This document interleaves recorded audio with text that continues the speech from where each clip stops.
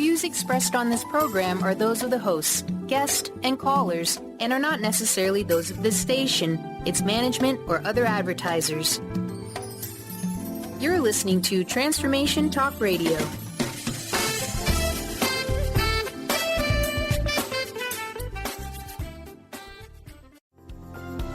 Are you ready to stop stress, anxiety, and low self-esteem from ruining your life? Join award-winning author and breakthrough expert Dr. Friedemann Schaub for Empowerment Radio as he addresses some of the most difficult challenges in our day-to-day lives. Find out how you can use the power of your mind to overcome self-sabotaging patterns and build a solid foundation of confidence and self-respect. Learn cutting-edge tools to switch out of survival mode and approach every day with greater ease, joy, and purpose. Here is your host on Empowerment Radio, Dr. Friedemann Schaub.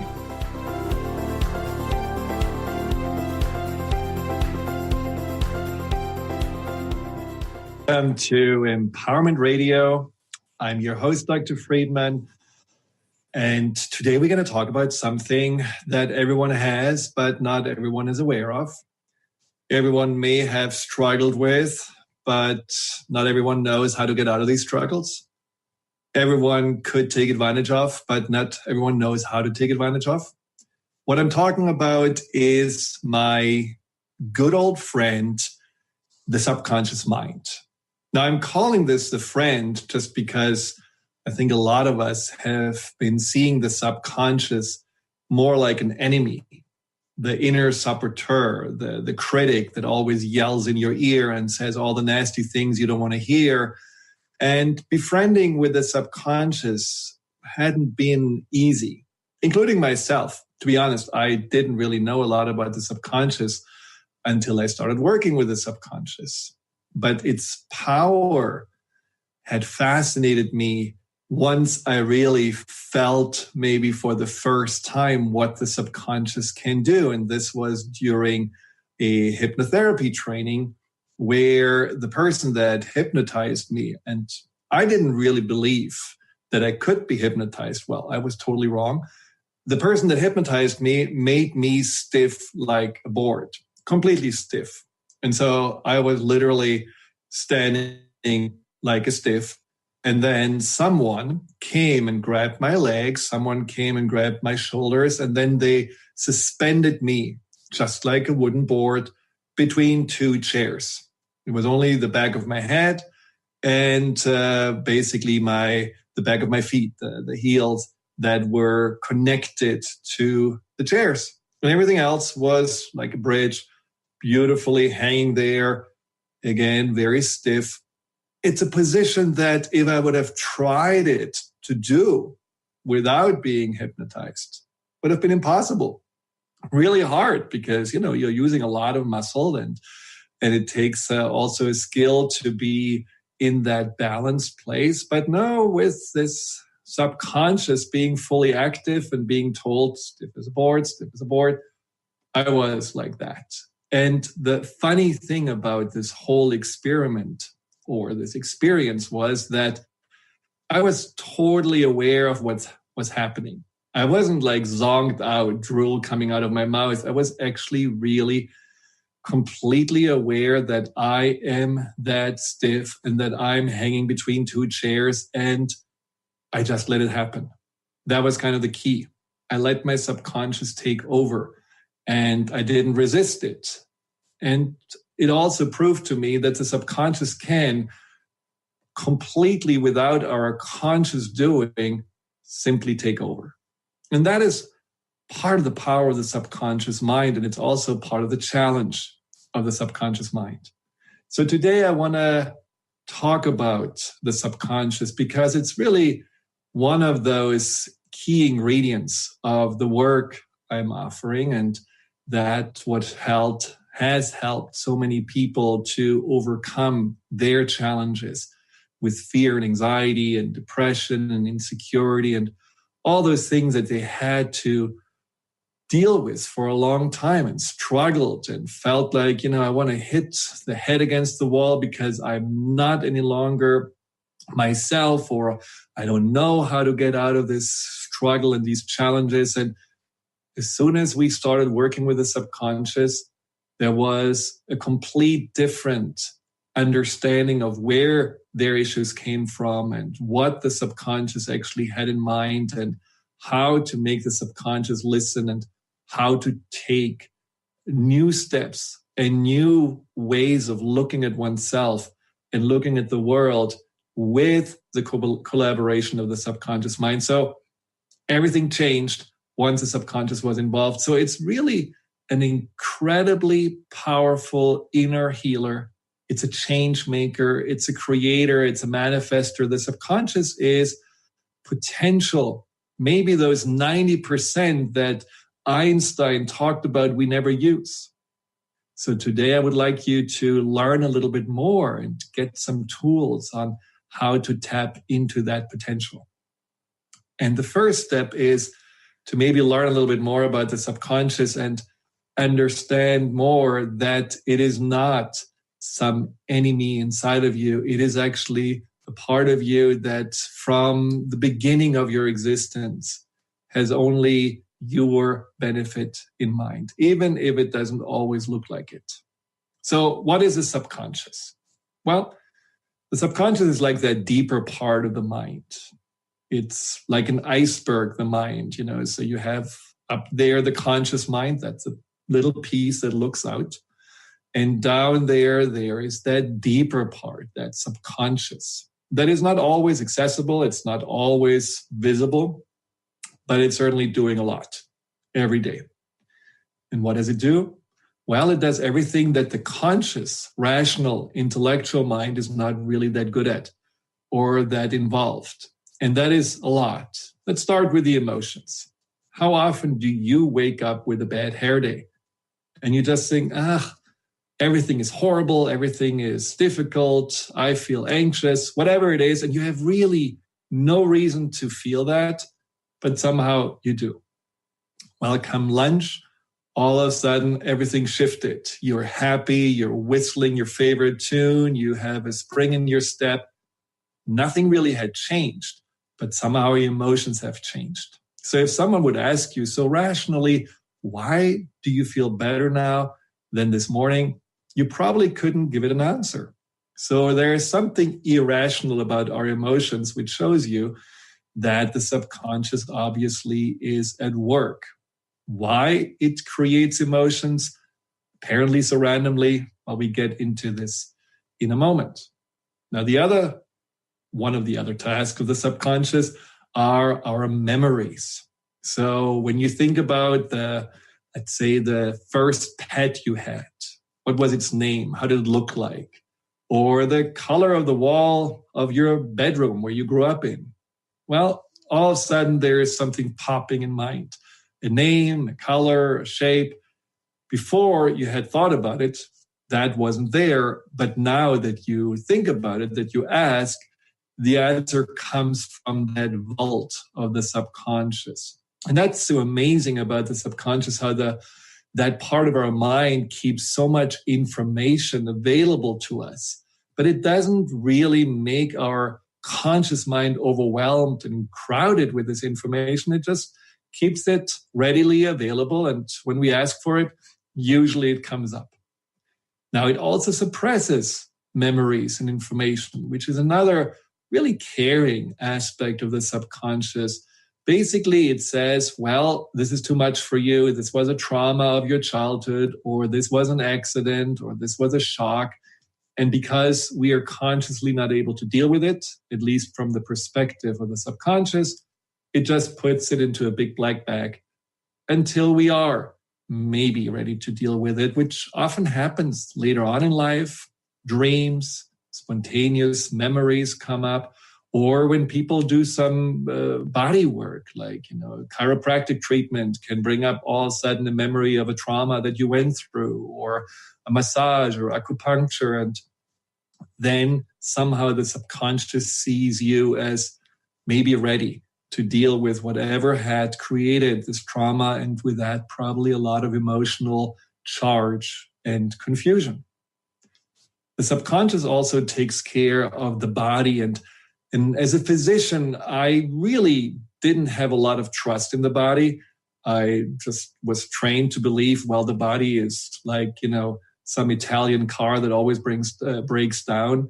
Nothing against Italian cars, of course. Could be any other car, but it's just something that's fallible. It's really needing the constant help of doctors and medication and so on. And I didn't really see the wisdom and understand that all the cells, these trillions of cells, are beautifully working together, and how that is orchestrated, I never thought about until I got into research. And there, a whole new chapter of magic was opened where I could see, wow, this is actually amazing how cells have their own intelligence and how they can adapt and how they can read their environment and how they can heal themselves. And the question is, for me, what is actually doing that? What is that wisdom inside that makes it all somehow work together? And that is the subconscious mind. Now, that simple proof for that is when you are raising your arm like this. Well, you just may have thought, okay, I'm going to raise my arm, but do you know how many muscles you moved and how many tendons, got flexed or relaxed just by you having this idea of raising your arm in mind? And we all know that breathing and the heart beating, the digesting, all happens without our conscious control. I mean, it would be kind of exhausting to always have to think to take a breath. But even when we are moving and we are thinking, well, we are consciously doing it, that what really it takes to move our body is so complex and happens so fast that our conscious mind really couldn't be in charge of it. That is where the subconscious comes in. And that is also because the subconscious is taking care of the body, where the emotions and the memories and that function or that overseer function of the body can at times intertwine. And we know that. We know that, for example, when we are stressed out or when we have some kind of anxiety, it can be transferred into the body, especially if we don't pay attention. If we feel like, well, I don't want to really think about what's going on in my life, well, the body then takes the brunt of the emotional load. And this is where then we are, eventually getting maybe some pain in the shoulders or in the neck or some ulcers in our stomach or any kind of those things. So that all is quite amazing in itself. Now, after the break, I will talk about something that even is more amazing about the subconscious, which has to do with intuition, with the view of the world, with our own identity, and the fact that about 90% of all of what we do each day is probably more guided and directed by the subconscious than our conscious mind. So are we actually trapped, held hostage by our subconscious? Well, we'll talk more about this after the break.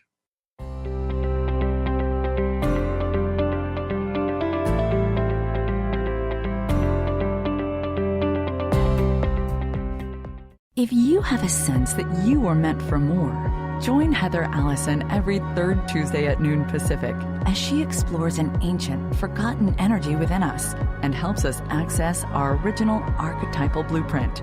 The Golden Path will help you remember the key to unlocking your life, love, success, and magic you were meant for.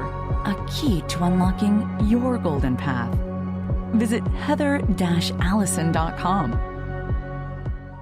Are you done being afraid to jump into the life that's waiting for you?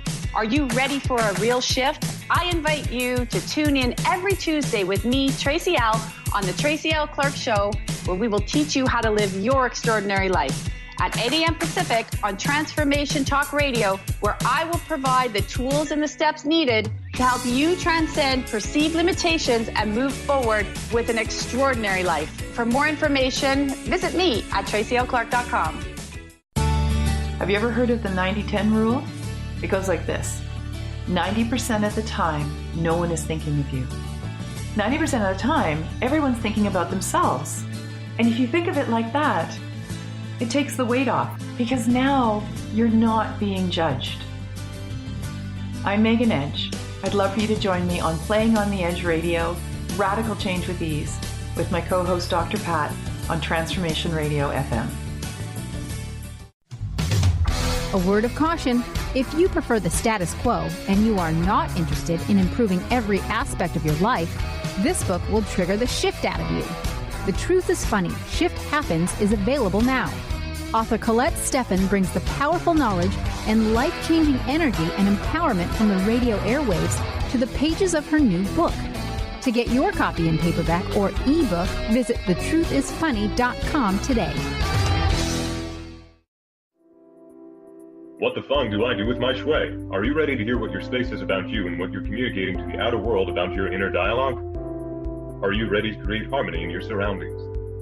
Then join us on Clear Speak Talk Radio with Dr. Jeanette Wolfe on transformationtalkradio.com. Tune in every fourth Friday at 9 a.m. Pacific, 12 p.m. Eastern for current IT integrated with ancient knowledge to boost the broadcast of your space.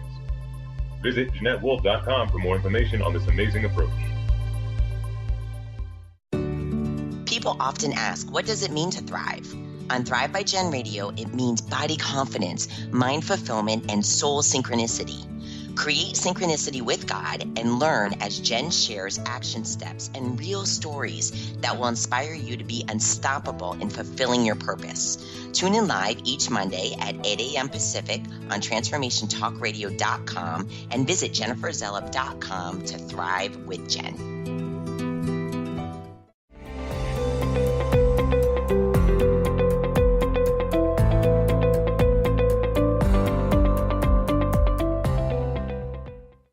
Welcome back to Empowerment Radio. We are getting fired up about the subconscious mind. And if you ever wondered what your subconscious mind is doing, or you have any questions about how to handle it or maybe befriend it better, call in 800-930-2819. Again, 800-930-2819. Or you can also ask a question on the chat box on Transformation Talk Radio website. Talking about the subconscious mind, there was a study at the Columbia University which just demonstrates how amazingly capable and intelligent the subconscious is. So the study was simple. People were sitting in a theater and they saw random images of neutral faces. A little boring, but people just, went through it. Probably they got paid for it. Well, the idea was that after this, they would get measured with an MRI on the brain activity, on what actually happens inside of them. What they didn't know is that while they were watching these faces, interspersed in those neutral faces, very fast, were disturbing images of death or people being really angry or something that really was creating an emotion would create an emotion if you actually would consciously be aware of the picture. But because these pictures were so fast that consciously people didn't realize that they saw these images. So one group saw disturbing images, one group stayed just with the neutral images. When they measured the function of the brain, the people with disturbing images that they didn't consciously know were there had a stress reaction, an anxiety reaction. Their brain was firing completely different than this group that had just neutral images all through the experiment. So what it tells you is basically that the subconscious, even though the conscious mind couldn't compute, was completely aware of what happened and was directing the body to respond maybe in fight and flight. And that is one of those functions of the subconscious that is just faster. It gets things faster. It senses things in a much more subtle way, which is why when someone looks at you behind you, you feel it. When you enter a room and there is tension, you don't even know what's going on. You're just here for 2 seconds and you know there is tension. When there is intuition, when you feel like, well, somehow there is something going wrong and 10 minutes later, something is going wrong. Those things are all directed by the subconscious mind. And I think that's important to see, that the subconscious is on alert. It is aware. And these aspects of being fast in taking on information. They certainly have a very good reason to be there, and they also get taken advantage of.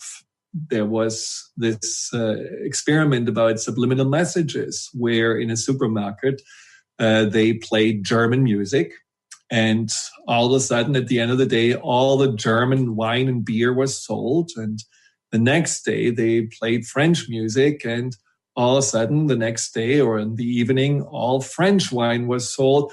And we know that from ourselves, just watching commercials. They are these subliminal messages that we just somehow take on that make us do things.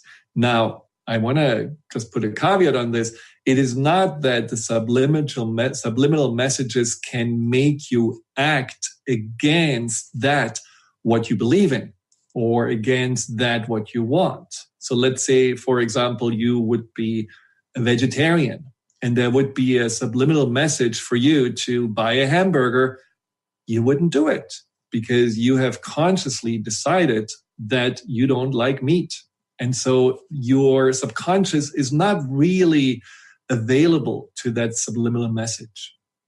Same thing with, this idea that someone who does hypnosis can make someone do a crime. Well, unless this person is already willing to do a crime from the start, you cannot make anyone do anything that they don't want to do. They have to be on some level willing to take on that subliminal message. And that's just important because sometimes we think, well, the subconscious is just, being able to push it around or take advantage of. And that is not that easy. We have to be ready for it. And we have to give green light for that. Now, I talked before the break about the subconscious also having a lot to do with our identity and how we see the world. And that has to do with beliefs and values that are all installed inside of us early on. When you just are little and don't really know how to move around in the world and what's your worth and how do I interact, in those moments, the subconscious says, okay, the best way to be is to, let's say, kind and a good student, or the best way to be is to make sure that you're always invisible so that you don't get in trouble, or the best way to be is to be gregarious and fun. And there are beliefs that come from the input and from the experiences we have early in our lives that get imprinted in our subconscious, and they stick around there and they make you still act in ways that you may think you have outgrown it, but somehow those beliefs get triggered and then you respond according to those beliefs. That's the same thing with how you see the world, whether you see the world as something good or bad, as something safe or something hard. All of those values and beliefs have an origin, and they all are in the subconscious mind. Another very important aspect of the subconscious are these automatic patterns. When you get up in the morning, you're still half asleep, you may have a little hangover, but somehow you are able to brush your teeth or shave your face or make a coffee while you're sleepwalking or while you're already thinking about, what you have to do today or what happened last night. You're consciously not really there, but someone does a coffee, someone doesn't cut your face, someone does put actually toothpaste and not hand cream on the toothbrush. So that's the subconscious doing. It just takes over. It drives you like an Uber driver to work. It gets you into, your chair. It makes you find your mouth while you're watching TV and eating something. It's amazing. When you really think about how often you're not present, how often we actually maybe, in the past or the future or somewhere else, and we are still able to function and we are still able to be safe. That is all the subconscious just getting you into this, let's say, routine autopilot. And it makes sure that you're okay. Now, overall, you could say, isn't it great that the subconscious has such a powerful role in our life. And isn't it wonderful that it does so many good things? But somehow we are still struggling with it. We are still fighting the subconscious mind, right? I mean, when you think about you want to lose weight, but who puts all these pints of ice cream into, the shopping cart? Or let's say you want to go out and get into a relationship. And who makes you somehow be so tongue-tied at the first date that despite your good intentions, it's never going to work out. And at the end, you feel like, once again, unlovable. That is where you may think that the subconscious is against you. It doesn't let you change. It doesn't make you feel better. It doesn't make you move forward.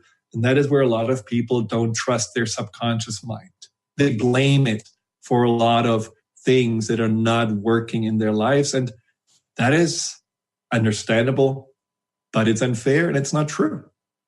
And the reason why the subconscious does that has a lot to do with those filters that the subconscious has installed in order to not overwhelm you. And what I literally mean with that, it's like mufflers of consciousness. It's like that what basically blocks away anything that is deemed to be not important right now. And the subconscious does it because it knows that our conscious mind is rather a little weak. It's like a little computer of the, late 80s. Doesn't work very fast, cannot compute a lot, and it needs a lot of help. So the subconscious says, you know what? I don't want to make you feel confused or slow you down or make you feel overwhelmed. So why don't I just block everything out of your peripheral vision and your focal vision as well? That is not really what you need to worry about. So those filters are the beliefs. Those filters are our values. They are our emotions. And those filters are those things we have taken on early in our life. What I mean with this is, for example, the filter that would say that you are not good enough. Now, sounds terrible, right? The subconscious puts such a filter in your mind, but it does it because it feels, well, the past showed when you were already knowing that you're not good enough, you actually didn't try anything that made you fail or made you be rejected or made you feel once again that someone hurts you or criticizes you. So the filter of not being good enough makes you already look at things that's too big for me, or I don't really want to see this opportunity because I probably will mess it up anyhow. And even though consciously you feel like, well, that's counterproductive, the reason why the subconscious does it is because it wants to keep you safe. It wants to avoid any form of pain. And this is what I really would like you to understand.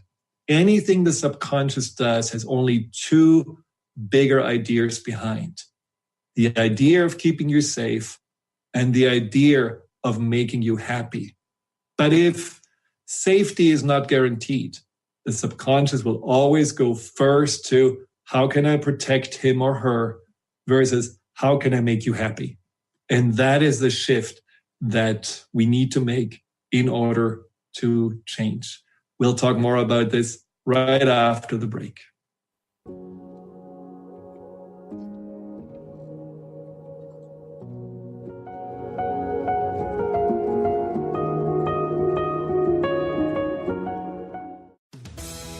Buzz for life, buzzed off, feeling ignored, invisible, and wondering if this is really all there is? The years go by faster as we gain momentum. You're halfway there. Are you gathering speed or puttering out? Hit your stride for the liberating half of life. Comfortable in your skin? You can do better than that.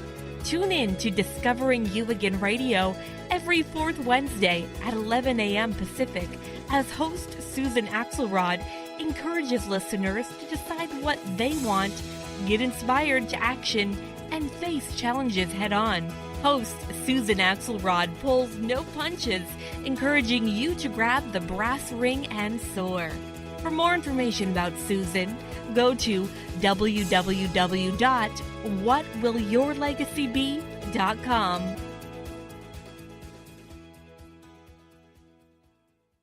Learn to live in the light and unveil the authentic you with a time of healing radio with me, Felice Diana, on transformationtalkradio.com. Tune in every third Tuesday at 11 a.m. Pacific as I help listeners understand sacred fusion energy and how to connect to the spirit that fuels the very life we live. Explore the journey of spiritual transcendence and ultimately discover the path to peace, love, purpose, and wholeness. For more information, visit atimeofhealing.com. Dream on, fly high, and live adventurously on The Laura Meeks Show.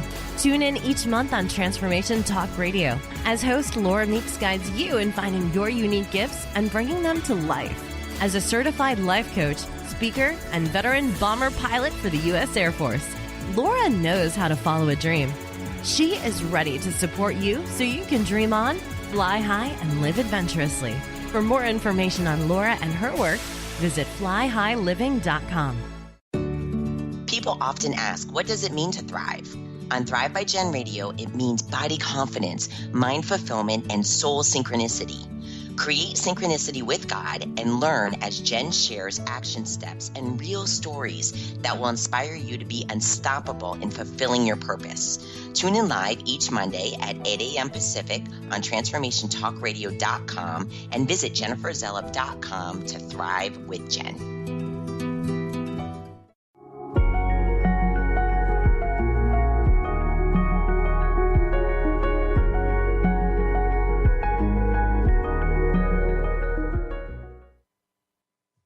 Welcome back to Empowerment Radio, and we are talking about the subconscious, the power of the subconscious, and how to tap into it. And I believe we have a caller.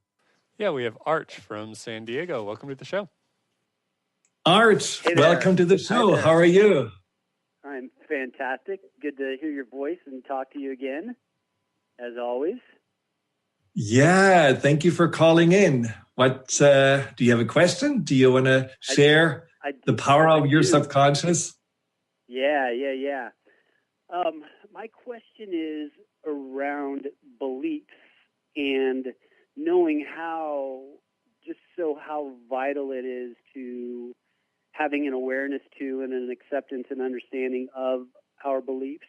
But what I want to ask you about is the difference between beliefs that we actively engage in forming and the ones that are somewhat chosen for us, and how to ask the question, like, is this my belief or is this a belief that was imposed upon me at a very young age that I've carried with me throughout my entire life? And how to discern the difference between the two, and then to kind of let go of those that maybe were victims to that belief versus victors of them? It's a very good question. And I do believe that it's important to look at beliefs as something that may have not been our idea in the first place, or may have never been really a reflection on our reality. And I'm talking especially about beliefs that may have defined how we saw ourselves. I talked to a client yesterday who basically came to me about 6 months ago feeling that her life doesn't make any sense, that she is worthless. She was unmotivated. She felt like if she hadn't had her dogs, she probably would do something to herself. So it was in a really bad situation. And looking at her beliefs, it turned out that she believed that she was fundamentally unlovable and that she was not good enough. And this had a lot to do with how she was treated when she grew up, especially by her father, who was always absent, or when he was there, he was very critical. But there was another belief that she never really thought about, which was the belief that she needs men to take care of her. and to make sure that she's okay, and also give her a sense of worthiness. And so here is where the beliefs really, came into a conflict with himself, because every time she followed the one belief that she needs someone, she chose someone who usually was not good for her because she didn't feel that great about her anyhow. As soon as that relationship then ended and that person, may have just rejected her, the belief of not being lovable came back in and again put her into this hole of depression. And then once again, the other belief came in and said, well, but you need someone to take care of you and to show you that you're worthy. And then she went out again. And so once you repeat this pattern of those beliefs, 5 to 10 times, of course, you end up like she in that feeling of being lost and life doesn't make sense anymore. Now, did she choose these beliefs, or did these beliefs, get imprinted on her? Well, it's both. What happens is when we are at this early age trying to figure out how the world really works, we are looking at feedback. We are looking how people treat us and how they make us feel. And we take it all very personally. So in her case, she took what her father did very personally. And she also took the need to belong or get love or get some sense of affirmation very personally. And so that's where these beliefs came from both sides, as a reflection on how she was treated and a reflection of the need that she had inside. Now, in the end, the bigger and more important question is not where the beliefs come from and tossing out all beliefs that somehow came from someone else. It's more important to ask yourself, are these beliefs still working for me or not? Is that really what I want to hold on to? And that's exactly the question that she asked herself. Is that really how I want to live my life? Because she realized what's missing in this whole equation is her taking care of herself. So she changed her beliefs after we did some really thorough subconscious cleanup. She changed her beliefs into beliefs of, I can take care of myself, I'm safe with myself, and who I am is enough. I appreciate myself, I believe in myself. So once she just chose, these are the beliefs that I want to really have. I don't have them yet. And this is not a light switch where you simply say, okay, magic wand, give me a new belief. This is really something you have to work on and you have to implement. But when she worked on those beliefs and made them more as the guidance or the framework for her life, everything turned around. Everything shifted. And she became much more self-reliant, so much more appreciative for who she is and who she can show up as in the world, much more content. And even though she is in a relationship now, she doesn't need the relationship. When her boyfriend freaks out, she's fine. She says, okay, you have your temper tantrum. I go and call me when you feel better. There is no direct relationship to her worthiness, to how she is treated. She is her own source. And that was only possible after years and years of trying everything and nothing worked. It was only possible when she worked with her subconscious on changing those beliefs. So to answer your question, Art, always look at your beliefs and ask if they are still holding you back, maybe in survival mode, if they make you smaller, if they somehow send out signals of this is not possible, if they warn you of something that doesn't exist, if they question what you're capable of doing, if you have more evidence that these beliefs are not true than they are actually true, if you just really revise every year once your core beliefs, you will probably every year replace some of them because you realize, well, that's not really working anymore, or this belief keeps me in some kind of a comfort zone. Doesn't make me really grow. It makes me more kind of stagnant. And then you choose a new belief, and that new belief makes just that, again, that framework bigger, something to grow into, like a bigger pot for a plant. And then you fill it out. And then after a year, you revise it again and see what those beliefs are that you want to hold on to and what beliefs you want to replace. Awesome. Yep. We it's so important to know that we to have the awareness to ask the question and then let your emotions, the low vibrational emotions, be the indicators that there's questions that need to be asked, and then adapt and move forward. Cool. Thank you. Cool. That's exactly right. So thank you very much for calling in. And it was very nice to hear from you. And I want to talk about what just Art said, that, this connection and this feedback about emotions is crucial. So the question of today's show is, how do we befriend our subconscious? How can we connect to it? And it starts with first realizing that your subconscious is on your side. It's not your enemy, and it's not supposed to be battled. Your subconscious is like a inner protector, a bodyguard, a Rottweiler, a shepherd, whatever. You just want to think about your subconscious as that part of your mind that was eagerly trying to keep you safe and maneuver you through life without getting hurt. Now, it was operating under certain assumptions, that you're small, or that you're dependent, or maybe you're not lovable, or maybe you're not capable, simply because it felt, well, if you do already have your hopes small, and if you have your expectations, just adjusted to the reality of a child, you cannot really get hurt. You cannot really get rejected. And of course, the other way is true too, where you may feel you're only lovable if you accomplish a lot, or if you're the best, or if you're perfect, then you belong. And that's the same thing. It's an old playbook that the subconscious wrote early in your life. And the subconscious won't change unless you take the lead. This is where you need to choose to say, I don't want to fight my subconscious.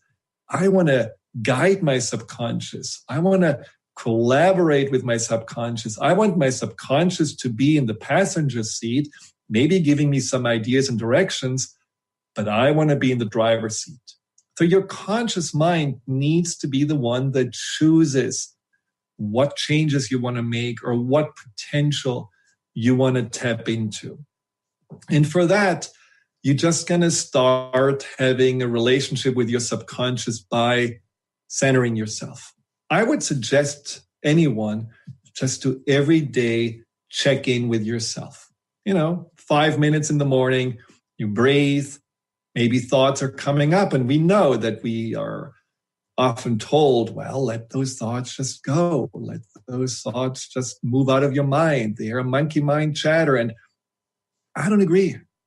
All of those thoughts have something to say. And yes, maybe it sounds like chatter, but there is a theme and there is an emotion underneath it. And rather than being afraid of our emotions or feeling our emotions are something we just have to witness and then let pass, why not looking at these emotions as something that tells us where we're at? Maybe there is a concern. Maybe you feel like, well, there is an emotion of anxiety because I'm about to ask for a promotion. And maybe there is an anxiety about, what if I don't get this promotion? Maybe it's better not to ask. And so you just sit with that and you look and you tune in. And when you tune into your subconscious, the magic about this is that your subconscious already feels like, oh, someone is listening and someone wants to actually help me to maybe resolve this issue. Because your subconscious needs guidance and it needs someone that it feels safe with, that it can trust. And that is the conscious mind. Like in my client's case, she was just looking always for men to take care of her and make her feel safe. And she never really felt this for herself. And when she did, her whole life changed. And most of us that are in that subconscious sabotage mode, or we used to see it, or survival mode, really look more on the outside for approval or safety and not so much on the inside. So the subconscious doesn't really have a trusting relationship with that more conscious mind. And that's how it starts. You listen. So now you're aware of what are my thoughts. And then you dig a little bit deeper and you wonder, so are these thoughts connected to beliefs? Is there maybe a belief from the past that still says, I'm not good enough, or it's not safe for me to stand out and be seen, or I shouldn't have my hopes up, life is not easy. And once you know those beliefs, just like I talked with Arch about, then you can ask yourself, are those beliefs really still valid? Are those beliefs still helpful? Or are those beliefs no longer a reflection of my reality? I have outgrown them. I just still hold on to them, just like you outgrow your shoes, but you still may wear them. And at some point they ache and they hold you back and they don't make you move forward. So beliefs needs to change like this as well. And you can choose how to change those beliefs and what you want to have instead. Now, a belief is not an affirmation that you just repeat over and over again in your head. Your subconscious doesn't understand that. Your subconscious actually doesn't care about your words. Your subconscious understands so much more emotions and sensations and things that you visualize and also experiences.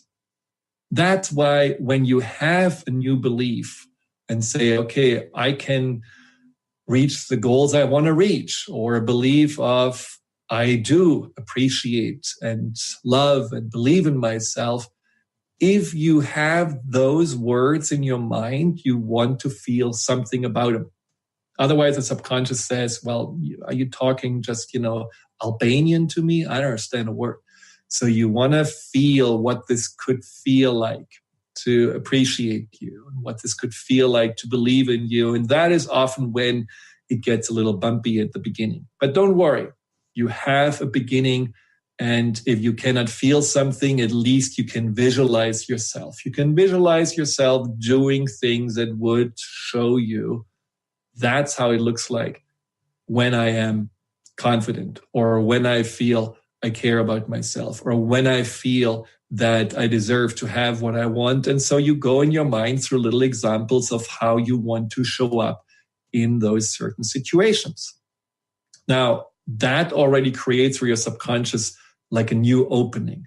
It's like it had the old screen with all the old stories, and now you're blasting in the screen of your mind a new version of yourself, and your subconscious at least has something to choose from.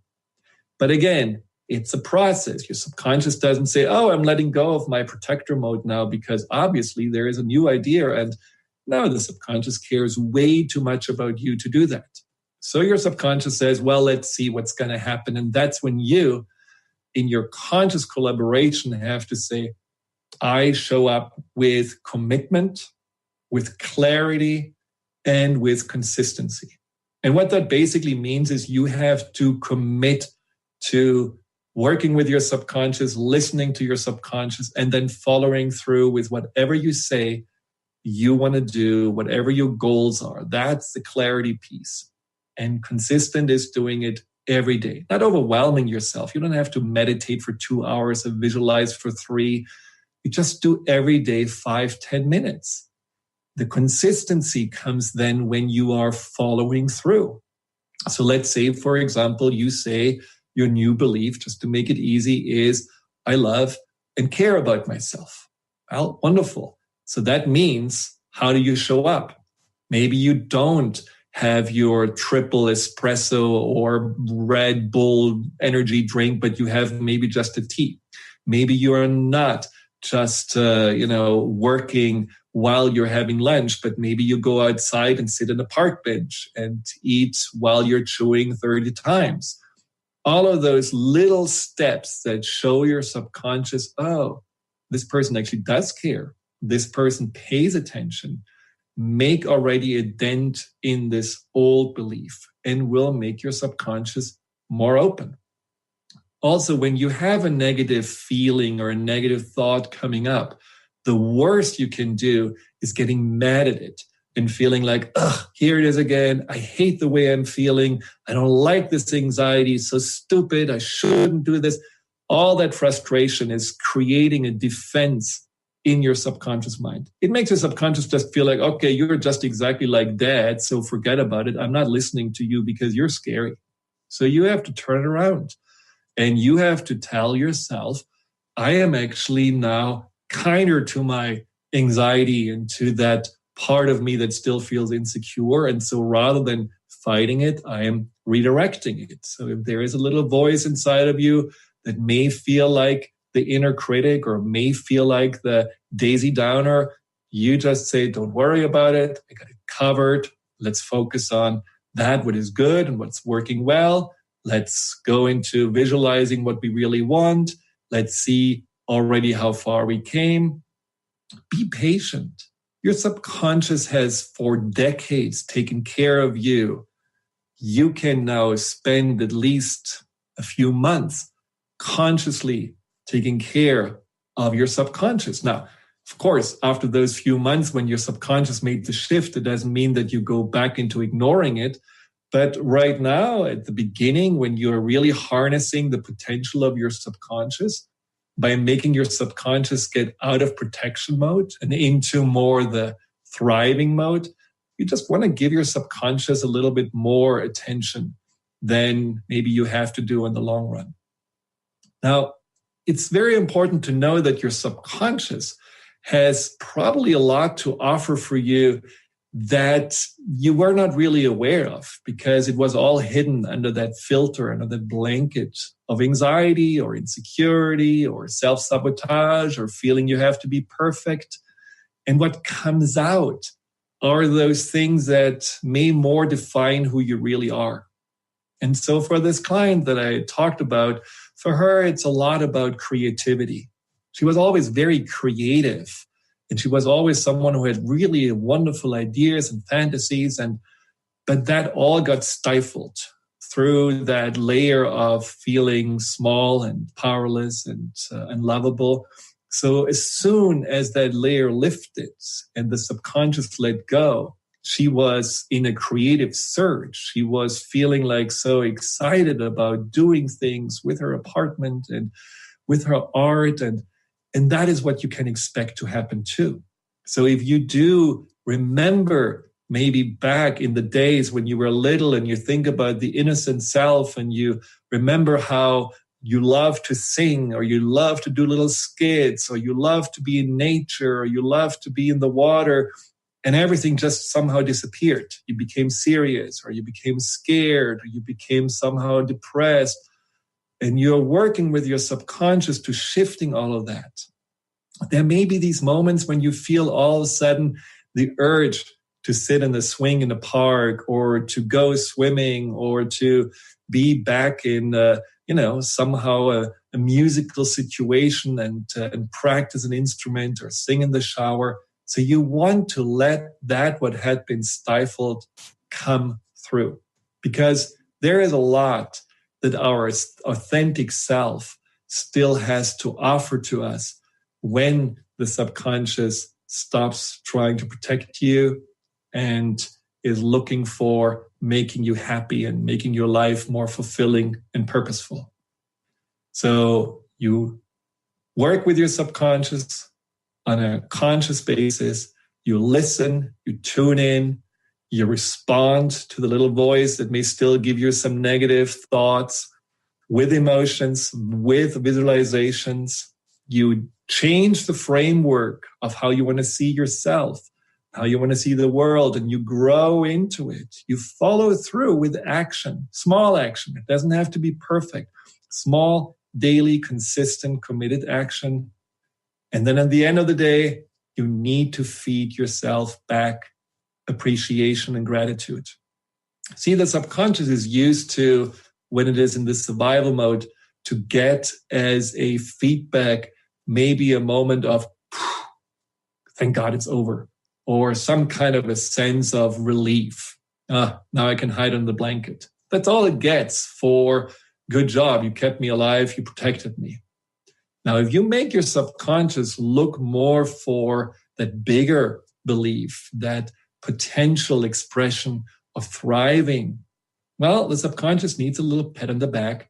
And that is when you are every night think about, what did I appreciate about myself today? What was really so cool about, for example, slowing down at work and having a compassionate conversation with a colleague who just is going through a rough time, or spending a few minutes during the lunch break to already think about the next vacation and really looking forward to playing in the sand, or being really able to be in a work situation that usually was scaring you, but showing up calm and confident and knowing that who you are is enough.